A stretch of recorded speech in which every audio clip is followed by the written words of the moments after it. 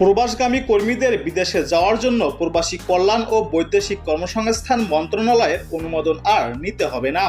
এখন থেকে সংশ্লিষ্ট দেশের দূতাবাস এবং জনশক্তি কর্মসংস্থান ও প্রশিক্ষণ ব্যুরোর অনুমোদন হলেই চলবে।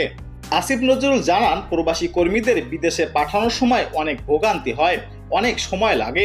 তদন্ত করে দেখেছি, প্রবাসীরা বিদেশে যেতে চাইলে 3 স্তরে অনুমোদন লাগে।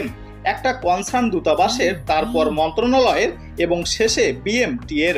এখন থেকে মন্ত্রণালয় আর কোনো ভূমিকা পালন করবে না, 2 জায়গায় অনুমোদন নিতে হবে।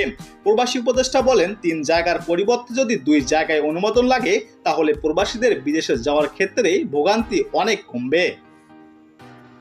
বিদেশ যাত্রায় প্রক্রিয়ায় 15 থেকে 30 দিন সময় কমে যাবে। যাওয়ার প্রস্তুতির সময় যদি আগে 3 মাস লাগতো, এখন আমরা আশা করি 2 থেকে 2.5 মাস লাগবে। আমরা চেষ্টা করব 1 মাস কমানোর জন্য। আপনাদের নিশ্চিত করছি, মন্ত্রণালয়ের অনুমোদনের আর